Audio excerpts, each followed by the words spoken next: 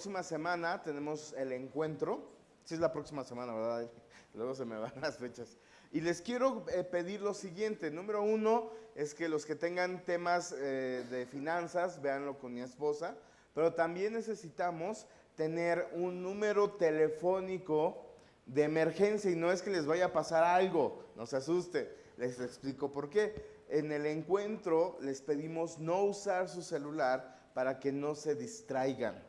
Pero si es necesario que ustedes, que alguien de su familia se comuniquen con ustedes, lo puedan hacer directamente a mi celular o al celular de mi esposa, y de esa manera nosotros les decimos, comunícate con tu pariente, comunícate con tu familiar, para que no haya ningún problema.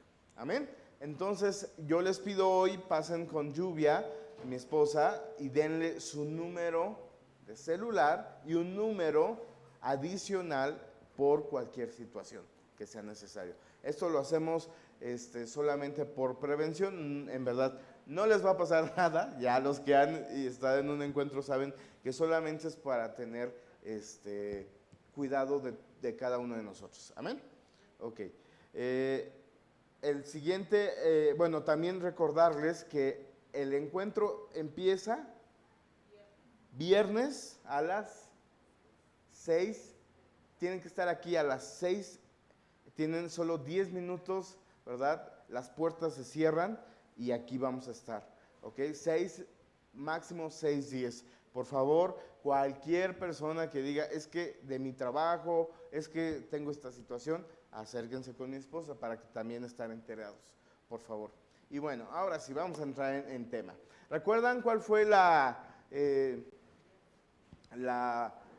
iglesia que estuvimos, la carta a la iglesia que estuvimos hablando hace 2 semanas? ¿Alguien lo recordará?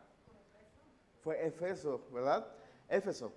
Y el día de hoy nos toca hablar acerca de la iglesia de Esmirna, pero antes de hablar de Esmirna, les quiero hacer un breve resumen de lo que les compartimos hace 2 semanas.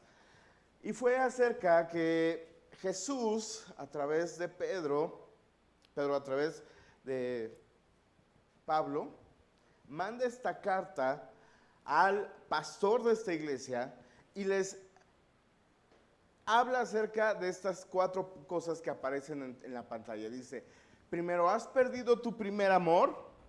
Número 1. Número 2, les dice, recuerda de dónde has caído. Número 3, arrepiéntete. Y número 4, haz las primeras obras. ¿A qué se refiere esta información? Era una iglesia activa, era una iglesia con fundamentos, era una iglesia que trabajaba, que servía a Dios, que era fiel a Dios, pero Jesús les dice, has perdido tu enfoque. Tu enfoque por el cual estás haciendo las cosas ya no es el con el cual tú empezaste. Y así nos pasa a muchos de nosotros.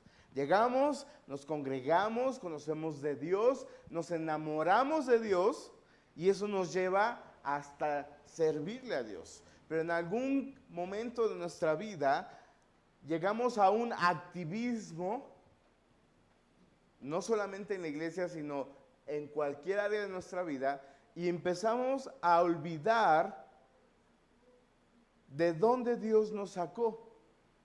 La obra que Él ya había hecho en nosotros, la cual nos había rescatado, nos habíamos alejado, porque qué hermoso es saber cuando Dios te libra de aquellas cosas que son malas para nosotros, nos da ese entendimiento, y ese entendimiento nos permite ahora cambiar de forma de pensar y decir, esto ya no me conviene, voy a dejar de hacer estas cosas porque ya no me nacen, ¿sí? Ya no me edifican. ¿Les ha llegado a pasar eso? Que había cosas que antes hacías, cosas que pensabas, que Dios te quita la venda de los ojos y ahora tienes la capacidad de ver que eso ya no es de bendición para tu vida. Y dices, ya no más, ya no lo quiero más, quiero cambiar.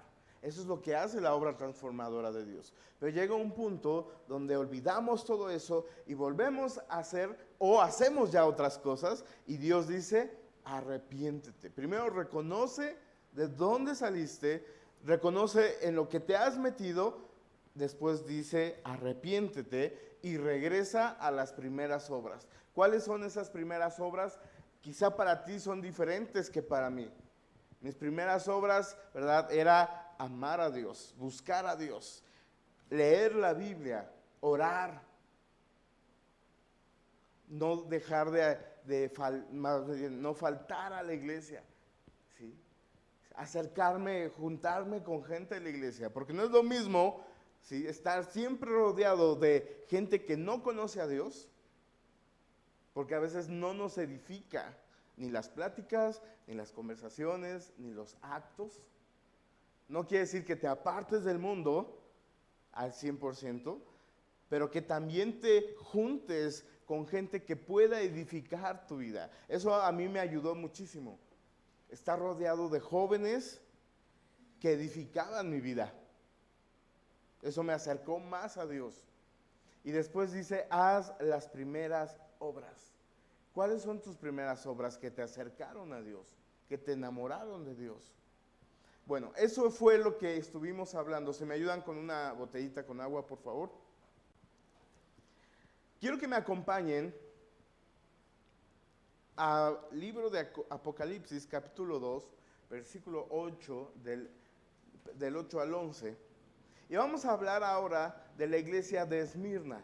Esmirna era otra ciudad de Turquía que estaba en una zona de alta plusvalía, una zona que muchos podrían decir que era cosmopolita, que tenían,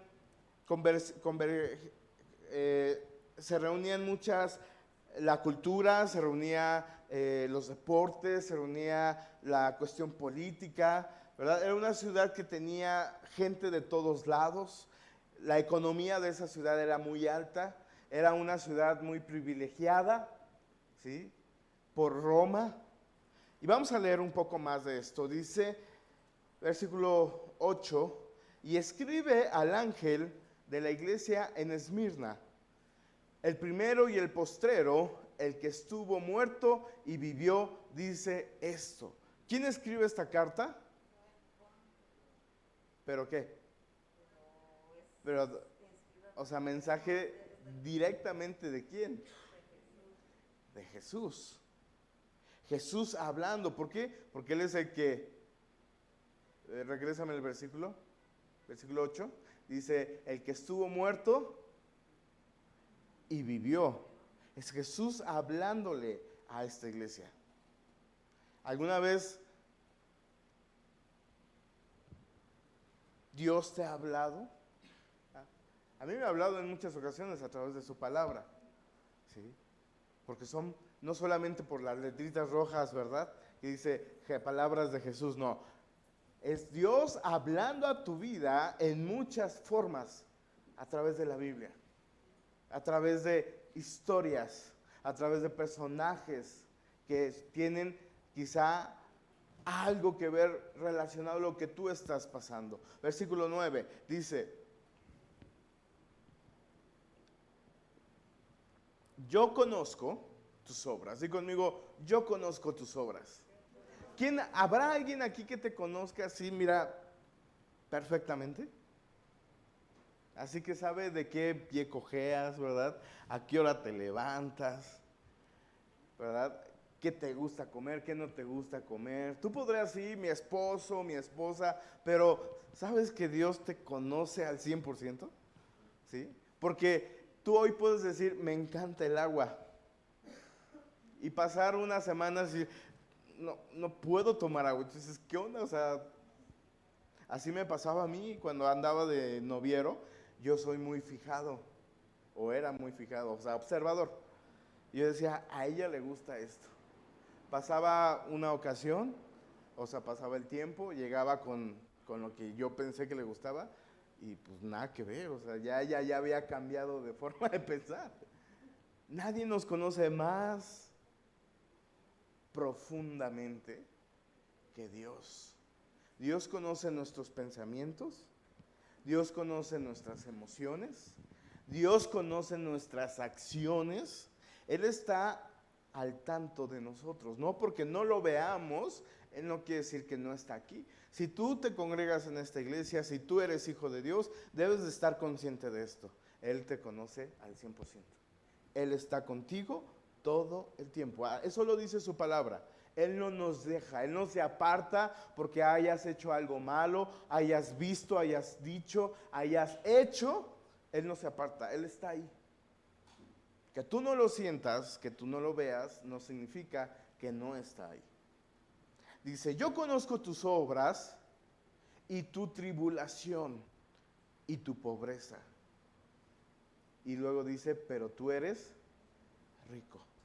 Y la blasfemia de los que se dicen ser judíos y no lo son, sino sinagogas de Satanás. Versículo 10. No temas en nada lo que vas a padecer. He aquí el diablo echará a algunos de vosotros en la cárcel para que seáis probados y tendréis tribulación por 10 días. Sé fiel hasta la muerte y yo te daré la corona de vida. El que tiene oído, oiga lo que el Espíritu dice a las iglesias.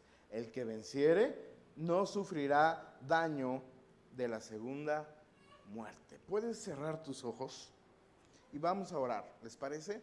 Yo no sé si hoy vienes atribulado, vienes cargado, vienes enojado, vienes con alguna sensación o sentimiento o emoción, pero yo sé que hoy Dios te va a hablar. Tienes que pedirle a Dios que controle tu vida y que le permitas al Espíritu Santo que hoy hable a tu corazón. Así es que vamos a orar. Padre, en el nombre de Jesús nos despojamos de toda aquella situación en nuestra vida que nos pueda robar que tu palabra, que nos pueda robar, que hoy podamos recibir de ti, de tu presencia, de tu poder en nuestras vidas. Señor, háblanos. Ahí en tu lugar, dile, Señor, háblame. Habla a mi corazón, muéstrame lo que he estado orando, lo que hoy necesita mi vida, mi alma. En el nombre de Jesús, Señor, y bendice mi vida para poder ser instrumento, Señor. En el nombre de Jesús, amén y amén. Como te decía, Esmirna era una ciudad muy cosmopolita, era una ciudad muy próspera. En ella se jugaban muchos diferentes tipos de deportes, había diversos museos, centros de adoración, es decir, templos, tenían muchas deidades, como lo hablábamos en Éfeso, tenían muchos dioses, pero también había algunos de mucha importancia. Era una ciudad que la idolatría era muy fuerte. De la misma manera, había muchos judíos que habitaban Esmirna. Estos judíos se habían ganado el favor de los romanos, ya que como los judíos no adoraban a otros dioses, ni adoraban, ¿verdad?, a las personas, ellos de alguna manera se habían ganado el favor de los romanos, atribuyendo y pagando por construir quizá algunos templos o apoyos al gobierno. Entonces el gobierno de Esmirna les dieron a ellos el favor porque todos tenían que postrarse y adorar al emperador. Entonces, como los judíos daban su buena aportación, no sé de qué manera, ellos tenían ese favor de no inclinarse, de no venerar, ¿verdad?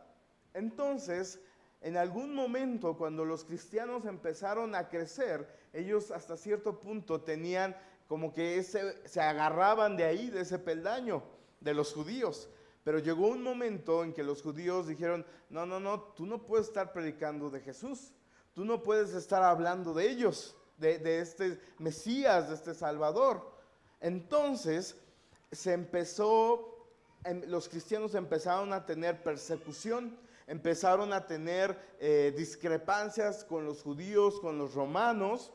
Entonces el favor del gobierno ya no hubo para los cristianos, entonces empezaron a sufrir.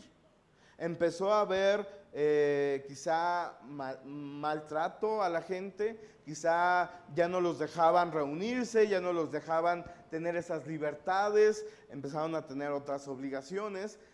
Y hay algo en particular en esta carta. Cuando hablábamos en la primera carta de Éfeso, Jesús les reprende. Les dice, sabes, tú estás muy bien, le estás echando ganas, quizá estás creciendo, pero tengo contra ti algo. Y en diferencia a esta carta, Jesús no les dice absolutamente nada. Quizá no les muestra sus pecados o no les habla de algún problema en particular. Y no es que no hubiera pecado. O sea, si no hay pecado, entonces, ¿tú crees que estaríamos aquí? Ya estaríamos en la gloria de Dios, ¿no? O sea, qué bueno que la gente se guarde, pero la realidad es que como seres humanos siempre habrá algo de qué arrepentirnos. No somos perfectos, estamos en un proceso de perfección. El punto es que Jesús les habla y les empieza a expresar esta, por así llamarlo, Jesús les dice, yo conozco lo que estás pasando en este momento. Se ponen sus zapatos, por así decirlo. Los primeros versículos nos habla de dos cosas, tribulación y persecución. ¿Alguien aquí ha experimentado eso? Yo creo que no todavía. O algunos pueden decir que sí. Nosotros cuando nos convertimos, ya les he platicado un poco nuestra historia, no nos persiguieron, pero sí fuimos atribulados. Sí les platiqué que éramos fiesteros, bueno, mi familia, yo no, eran fiesteros a más no poder, y eran los que siempre ponían el grupo de música, ¿verdad? Eran los que ponían la casa, eran los que ponían el mariachi, eran los que ponían las botellas cuando ya se acababan. Mi familia era muy, les gustaba tener a la familia en casa y el relajo y el baile y la tomadera, ¿verdad? Y toda la comedera, no se diga.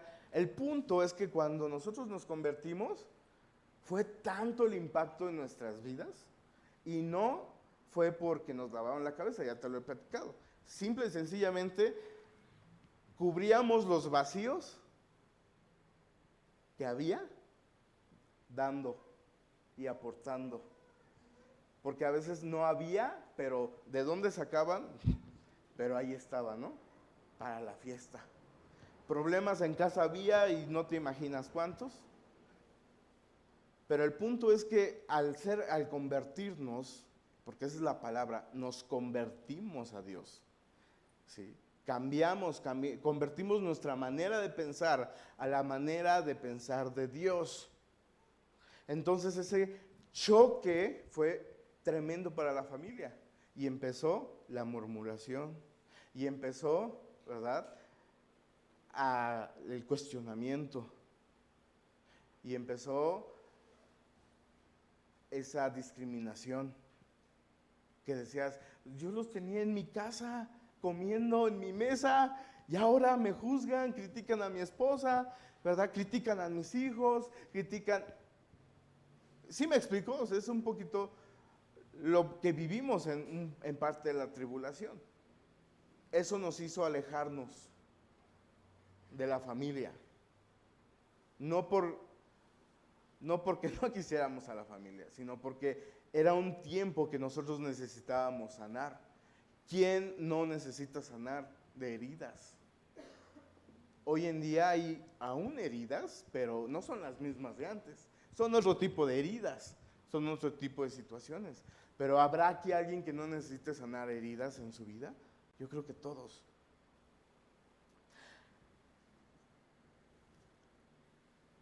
Tribulación, ¿qué significa la tribulación? Dice el diccionario que es una pena, un disgusto, una aflicción muy grande que tiene una persona. ¿Qué es persecución? Es la acción de perseguir a una persona o a un animal que huye con intención de alcanzarlo. ¿Alguien se ha sentido perseguido alguna vez en su vida?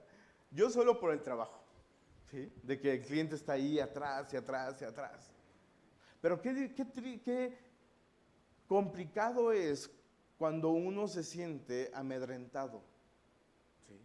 Amedrentado quizá por la expareja, amedrentado por alguna persona familiar, porque a veces los que más daño nos llegan a hacer es gente cercana a nosotros. Alguien que nos conoce, alguien que sabe de lo que nos duele. Entonces Jesús hace un diagnóstico de la situación de la iglesia y se da cuenta que la iglesia está pasando por pobreza y por aflicción. Algo que creo que es muy común, es un común denominador para muchos de nosotros. Pobreza y aflicción, lo que están viviendo esta iglesia es el resultado, y escúchalo bien, de su fidelidad a Dios. La iglesia está siendo atribulada, está siendo perseguida, no por pecados, está pasando por una situación de pobreza y una situación de aflicción, no por pecados, porque a veces pensamos que si a alguien le va mal económicamente solo es porque está haciendo las cosas mal. Puede ser, pero este caso es muy diferente. La iglesia estaba haciendo las cosas bien. Y es que a veces hacer las cosas bien nos va a traer problemas. Hacer las cosas bien, en muchas ocasiones, van a atribuir a nuestra vida circunstancias que nunca nos habíamos imaginado vivir, pero es el resultado de buscar a Dios. Quizá para ti esta palabra es que yo pensé que todo iba a ser diferente, ¿no? Es que pensé que al conocer a Dios todo iba a ser color de rosa, ¿verdad? Todo iba a mejorar. Te voy a explicar por qué a veces no mejoran las cosas. Número uno, porque si tú estás siendo obediente, hay alguien del otro lado que no le gusta que seas obediente. Si tú estás haciendo las cosas como a Dios, como dicen, a Dios manda o como Dios manda, quiere decir que ya no estás contribuyendo a la manera corrupta que antes se hacían las cosas. ¿Sí me explico? ¿Sí? Estoy siendo, ¿sí me estoy comunicando de la manera correcta? Estaban pasando por una gran aflicción. El punto es que ellos estaban buscando a Dios. Y cuando buscamos a Dios genuinamente, porque tú puedes buscar a Dios de muchas formas, pero la genuina es cuando buscas a Dios y cambia tu forma de ser, y cambia tu manera de hablar, y cambia tu manera de comportarte, y cambia tu manera de responderle a la gente, y cambia tu forma de ver los problemas. El que reaccionaba y se ponía todo loco y gritaba, ya se tranquiliza, ¿verdad? El que antes se iba a los golpes, quizá Dios hizo la obra de una manera tan espectacular que es la persona más apacible. Y eso es de verdad, hermanos. Lo hemos visto en mucha gente. Que Dios toca el corazón de la gente cuando realmente lo buscan. Y mi pregunta es, ¿buscas lo que el mundo busca o buscas a Dios? Mira, Lucas 12:21 dice así. Así es el que hace para sí tesoro y no es rico para con Dios. ¿Qué significa esto? Que a veces buscamos las cosas de este mundo y no buscamos las cosas de Dios. Pero pastor, aquí habla de riqueza. Sí, la riqueza no solamente es lo monetario. La riqueza se puede traducir en muchas cosas. Tranquilidad, paz, alegría. Lo que te produce paz, alegría, gozo. Ya no buscamos las cosas del mundo. Porque en este mundo lo que buscamos quizá es tener más. Quizá buscamos tener cosas mejores y no está mal. No hay nada de malo de crecer económicamente. Pero no somos una iglesia que está enfocada en la prosperidad económica. Sí creemos en la prosperidad económica como resultado de una vida de orden. ¿Sabes cuál es una vida en orden económica? ¿Alguien sabe? ¿No? El orden de Dios. Si tú siembras una semilla de frijol, ¿qué crees que va a dar? ¿Aguacates? No, da frijoles. Entonces ese es el orden de Dios. Tú le das a Dios lo que a Él le corresponde y estás cumpliendo su palabra, estás siendo obediente. Entonces vendrá una consecuencia. ¿Sí? Dice la Biblia que tú das tus ofrendas y las ofrendas no es lo mismo que el diezmo. La ofrenda es algo que sale del corazón. Yo escuché una ocasión, una predicación en Estados Unidos, estábamos en un congreso y el pastor decía, hay empresas que no son cristianas y que dan su diezmo, sin ser cristianas, porque conocen el principio del diezmo. Alguien les dijo, alguien les explicó. Y en otra ocasión, un pastor, hace muchos años, predicaba, hay gente que ofrenda más que sus diezmos. Y yo me quedé, ay, si ya el diezmo pesa para algunos, ¿cómo es que dan más que su diezmo? Sí, porque la ofrenda, dice la Biblia, que sale del profundo de tu corazón. Es un agradecimiento a Dios. ¿Qué tanto estás agradecido con Dios? Bueno, el punto no es ese. El punto de que estamos hablando acerca de la riqueza es la riqueza que viene de parte de Dios, no la de los hombres. ¿Sí? No es por lo que se está peleando hoy el mundo, por productos, por, ¿cómo se llaman? Por el gas, por el petróleo, ¿sí? Por territorio. No es ese tipo de riqueza, es otro, mayor. ¿Qué es lo que estás buscando? ¿Qué es lo que estás atesorando?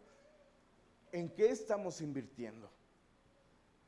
Porque como cristianos tenemos que cambiar nuestra mentalidad, iglesia. Tú trabajas, tú te esfuerzas, tú te esmeras, ¿y a dónde se va todo? ¿A dónde se va lo que ganas? ¿A dónde se va tu tiempo? ¿En qué estás invirtiendo tu vida? Mira, Mateo 6 del 19 al 34, si lo puede buscar multimedia, no está en las diapositivas. Mateo 6, 19 al 34 dice así: no os hagáis tesoros en la tierra, donde la polilla y el orín corrompen, y donde los ladrones minan y hurtan. Sino haceros tesoros en el cielo, donde ni la polilla ni el orín corrompen, y donde los ladrones no minan ni hurtan.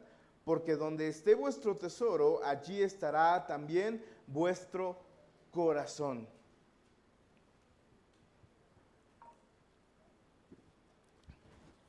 ¿Qué tan importante es que tú sepas que toda tu vida tiene que estar bien invertida en las cosas de Dios? ¿Qué tan importante crees que es? Súper importante. Dice la Biblia, no te hagas de tesoros en la tierra. Y volvemos al punto, no está diciendo no te hagas de camionetas, de carros, de negocios, de la super pantalla. Si lo puedes, ¿verdad? Y está en tus posibilidades, ¿verdad? Y has trabajado, no es el problema. El problema es que hacemos tesoros en la tierra y atesoramos las cosas. Y no solo las cosas, las personas o la forma de vida. Viene un problema y ¿qué es lo que pasa? ¿Te derrumbas? Nos derrumbamos porque ya no podemos pagar lo mismo o porque ya no podemos tener la misma vida. Porque en esta vida, hermanos, hay momentos en que estás aquí, en que estás acá. Y a eso se refiere la Biblia. Él conoce y quiere que podamos aprender. Si estamos hoy aquí, a invertir. Si estamos hoy aquí, a soportar, a creer, a confiar en Dios, a saber que las cosas, ¿sí? Si estamos haciendo bien las cosas, tienen un propósito en Él. Dice, si no haces tesoros en el cielo, si no hacemos tesoros en el cielo, donde ni la polilla ni el orín corrompen. ¿Sabes que todo en esta vida un día se va a acabar? Escuché algunas historias, ¿verdad? De que había gente tan rica que cuando se murió, se pidió que lo vistieran, ¿verdad? Con las mejores ropas, sus alhajas, ¿verdad? Con dinero adentro de la caja. ¿Y qué pasó? ¿Sabes que desentierran a la gente y les quitan todo lo que tienen? Porque saben. O los faraones, quien les gusta la historia, cuánto invertían en las tumbas, en esas pirámides que vemos, que son realmente tumbas, y nada se llevan. Estamos invirtiendo a veces en lo material cuando podemos invertir en nuestra familia, en la gente que amamos.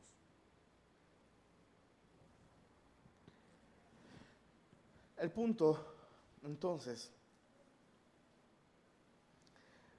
es que si estamos aquí viviendo un tiempo de prosperidad, un tiempo de quizá tranquilidad, o estamos aquí viviendo un tiempo de escasez, o pobreza, o tribulación, o persecución,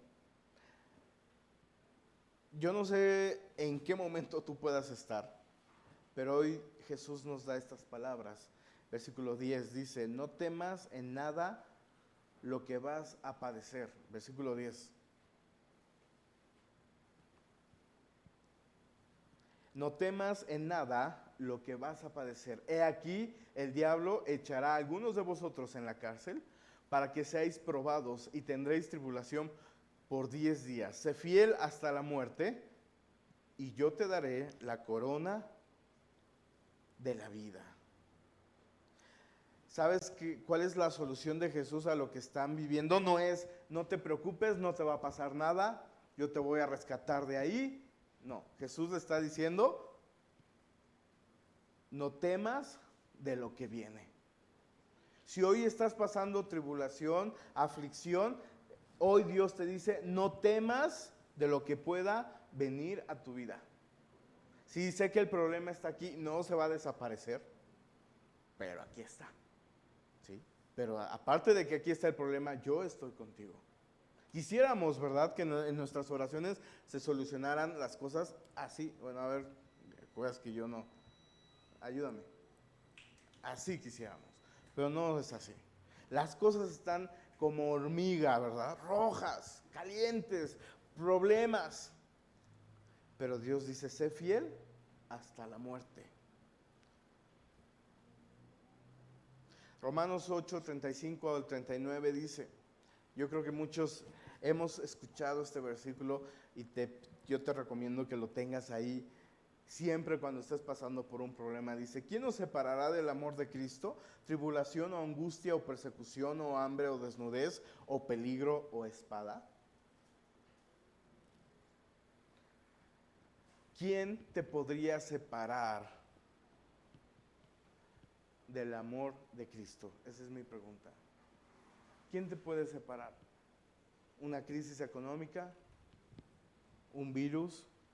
¿Verdad?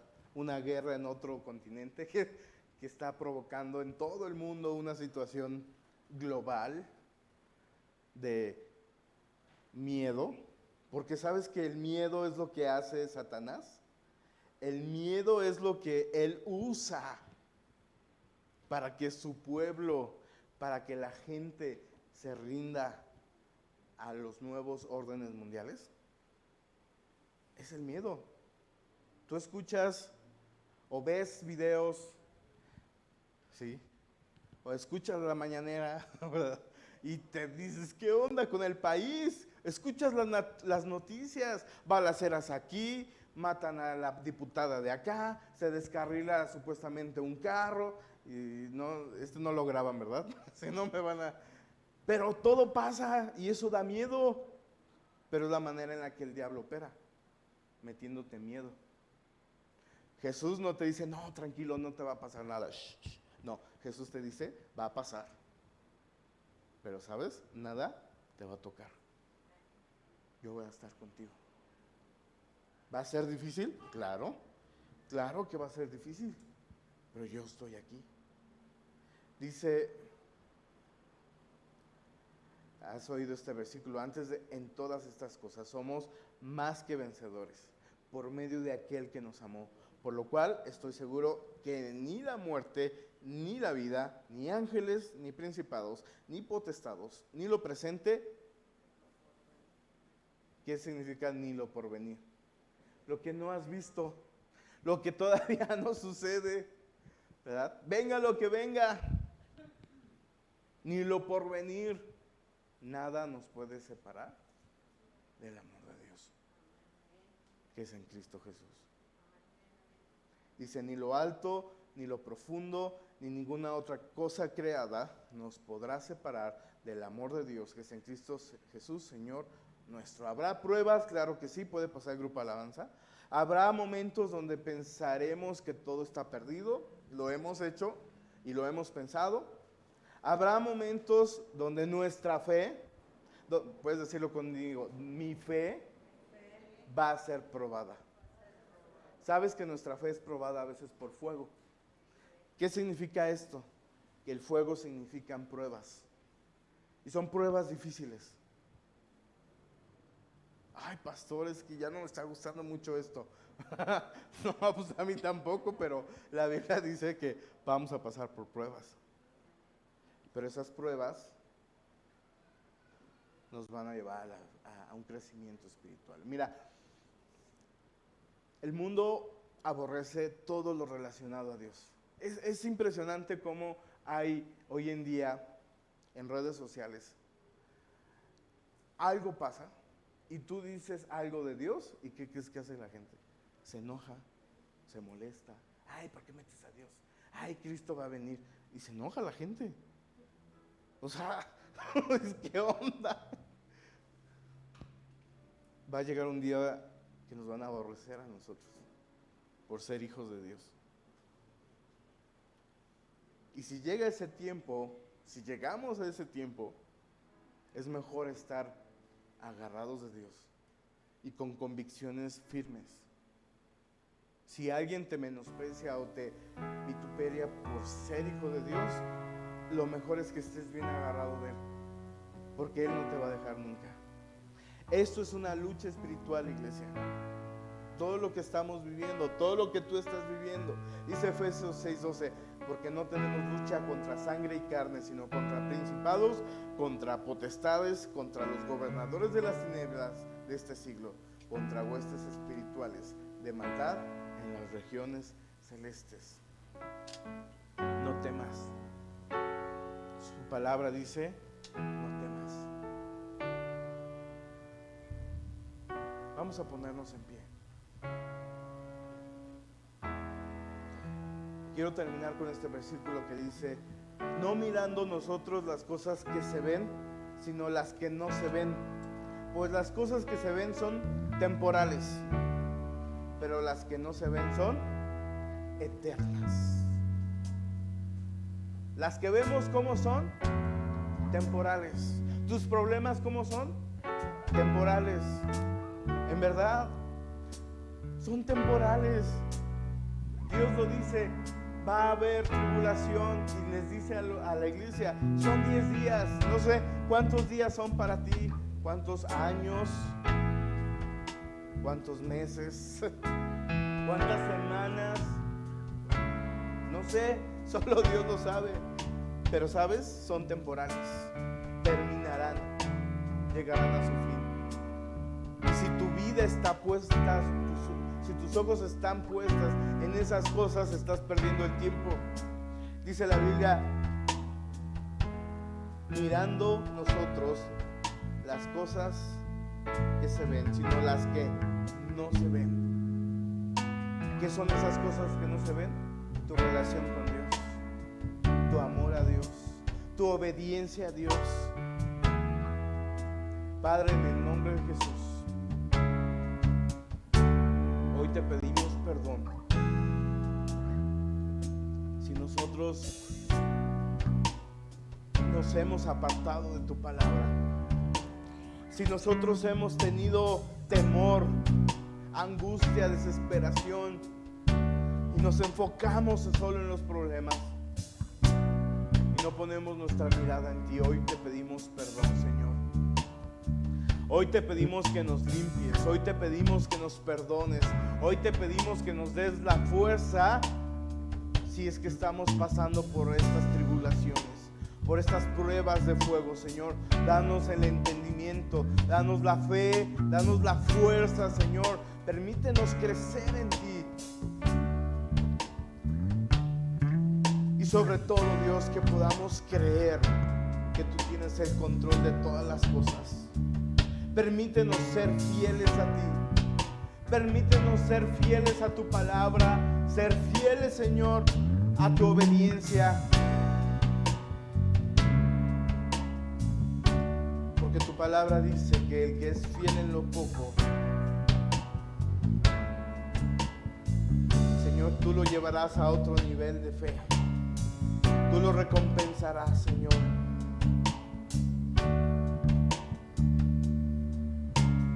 Tú llenarás nuestras vidas si somos fieles, si te buscamos, si somos obedientes. En el nombre de Jesús oramos. Gracias por la cruz, oh Dios, el precio que pagaste por mí, llevando mis pecados ahí. sublime amor, tu gracia me salvó. Gracias por tu amor, oh Dios, por tu amor, Señor. Tus manos clavadas por mí, me has lavado, Señor, tu Abrazo y tu perdón. Digno es el Señor, en su trono está. Hoy te coronamos, Rey, y reinas con poder. Altísimo Señor, Jesús, Hijo de Dios, el amado del cielo en la cruz murió.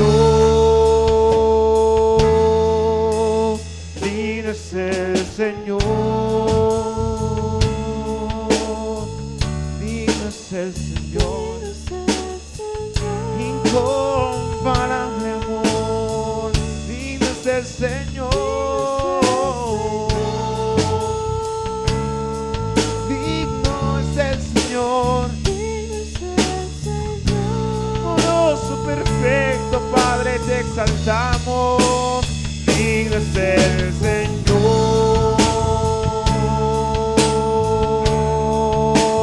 digno es el Señor.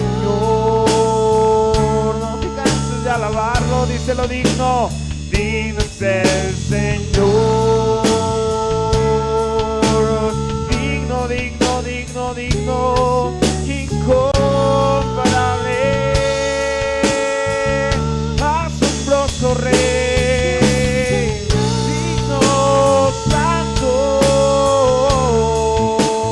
digno es el Señor. Última vez díselo, digno es el Señor,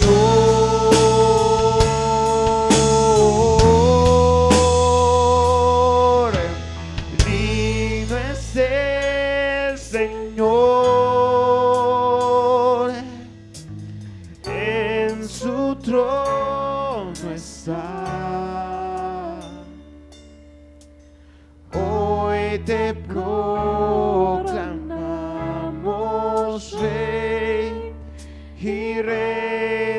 con poder, Altísimo Señor, Jesús, Hijo de Dios, el amado del cielo en la cruz murió. Digno es el Señor,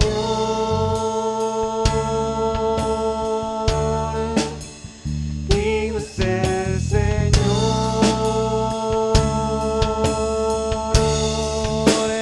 digno es el Señor,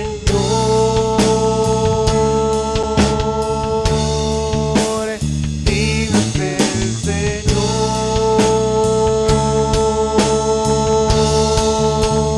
digno es el Señor,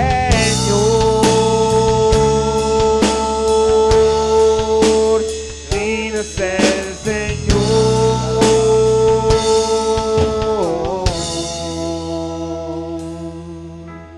Gracias, Padre, porque solo a ti debemos nuestra vida, nuestra fidelidad, nuestra obediencia, Señor. Gracias, Padre, en el nombre de Jesús, por mostrarnos y darnos esa esperanza, Señor, que en ti somos más que vencedores, que en ti, Señor, estamos cubiertos, estamos protegidos y que tú tienes el control de todas las cosas, Señor. Gracias, te alabamos y te bendecimos en el nombre de Jesús. Amén y amén. Podemos adorar a Dios con nuestras palmas. Señor, gracias.